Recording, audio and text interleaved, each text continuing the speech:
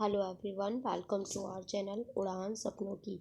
आज हम करने जा रहे हैं क्लास 10th की साइंस की वर्कशीट नंबर 44, जो कि आपकी डेट 13 दिसंबर की है। पीरियोडिक क्लासिफिकेशन ऑफ एलिमेंट्स हम पढ़ेंगे।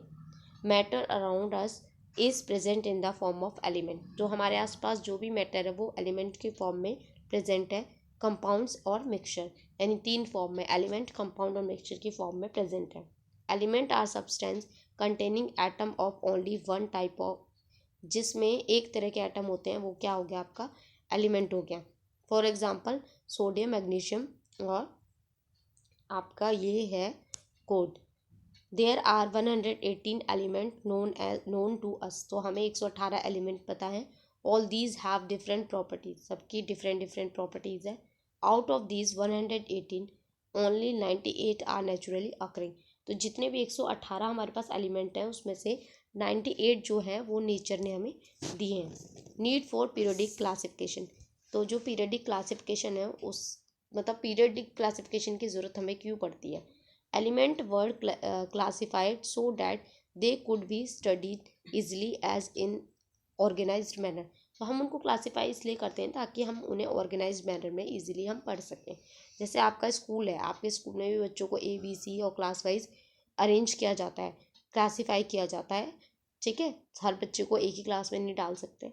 वैसे ही यहाँ पे एलिमेंट्स का भी अलग अलग क्लास में अरेंज किया गया है। The earliest attempt to classify the element resultant in grouping of in then known element as metal and non metal।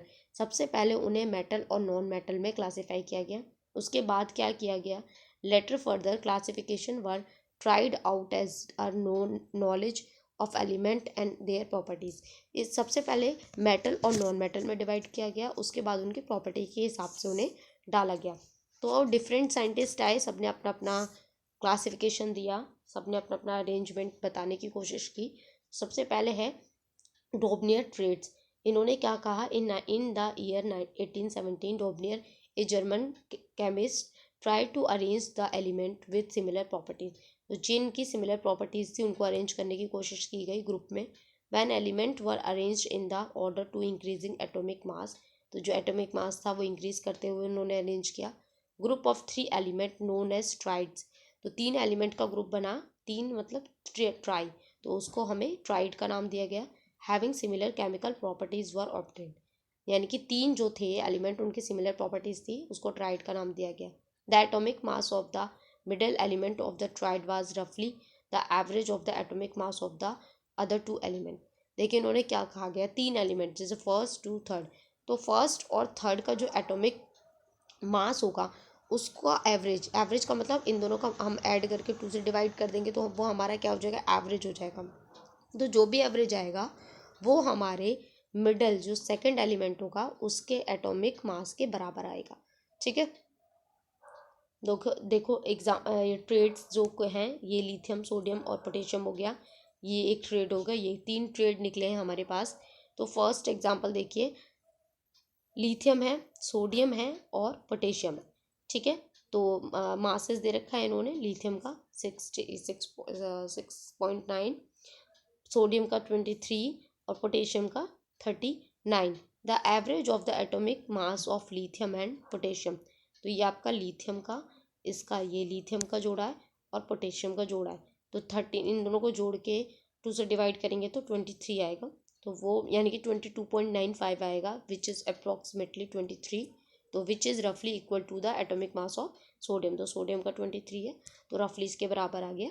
तो ये इन्होंने कहा था, पर इनके कुछ लिमिटेशंस थी। क्या लिमिटेशंस थी, Dobereiner could identify only 3 triads. उन्होंने 3 ट्राइड बता पाए from the element known at that time.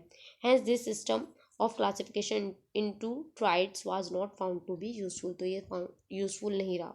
फिर आए Newlands law of octaves. Law of octaves क्या था, Newland arrange the then the known element in the order of increasing atomic mass।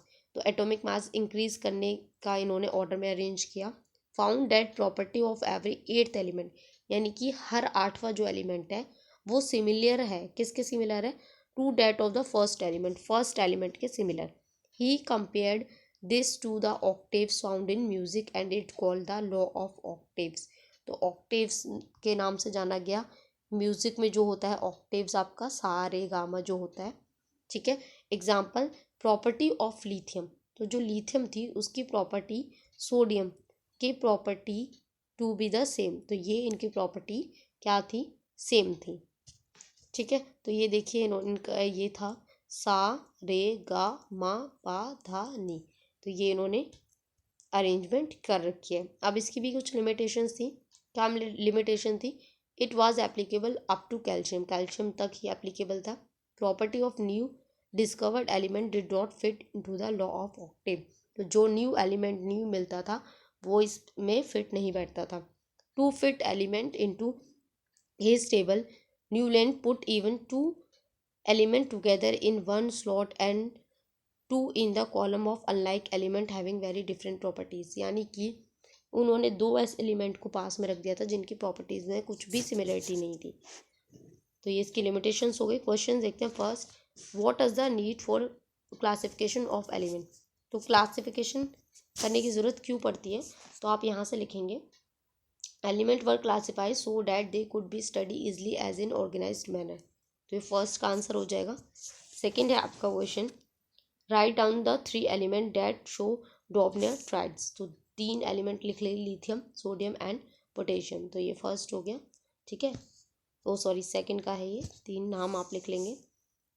फिर है Newland divides elements into horizontal row of 8 element each, true है कि false है, तो ये आपका फॉल्स है। तो हॉरिजॉन्टल में पूछा है तो आप ऐसे हॉरिजॉन्टल में देखिए तो 1 1 2 3 4 5 6 7 8 नहीं है तो फॉल्स हो गया। फोर्थ है write down the two drawback of Newlands octaves, तो ये आप दो ड्रॉबैक्स यहाँ से लिख देंगे, तो ये आपका कौन सा हो जाएगा, फोर्थ हो जाएगा। फिफ्थ पूछा है can following group of element can be classified as Dobereiner straight, देखिए डॉबनाइट स्ट्रेट कैसे कर रहा है ये और कैसे नहीं कर रहा है, ये अब चेक कर लेते हैं हम एक बार। यहाँ पे देखिए आपको एटॉमिक मास दे रखा है, तो फर्स्ट और लास्ट का एटॉमिक मास निकाल लेते हैं। देखिए Na है आपका, Si है, फिर है Cl, तो Na का इन्होंने दे रखा है सोडियम का 23, सिलिकॉन का दे रखा है इन्होंने 28 और Cl कैल्शियम का आप सॉरी कैल्शियम नहीं या Cl का कहाँ है आपका, Cl आप क्लोरीन 35 दे रखा है। तो अब इसमें हमारा क्या था, ट्रेड फर्स्ट और थर्ड को जोड़ो, 2 से डिवाइड करो, तो ये आपका हो गया 23 + 58। इसको जब आप 2 से डिवाइड करेंगे तो कितना आएगा, 23 और सॉरी ये 23 और 35 है, मैंने गलती से ये 35 है, इसको ऐड करें 3 और 5 8, 2 और 3 5। अब जब आप इसको डिवाइड करेंगे 2 2 ज़ा 4 और 2 2 ज़ा 4, 2 9 ज़ा 18.5 समथिंग ऐसा आएगा, ठीक है। तो ये आएगा 29, लेकिन सिलिकॉन है 28, तो ये तो बिल्कुल अलग हो गया, तो ये आपका नहीं फॉलो कर रहा है। फिर सेकंड ट्रेड देखिए, सेकंड में क्या है, सेकंड है आपका Be बेरियम मैग्नीशियम और कैल्शियम, तो Be का कितना है आपका 9, Mg कितना है आपका मैग्नीशियम 24, Ca कैल्शियम कितना है 40। तो सेम वही करेंगे, फर्स्ट और लास्ट को ऐड करते हैं 9 और 40, 2 से डिवाइड कर देते हैं, तो ये कितना हो जाएगा 49.2।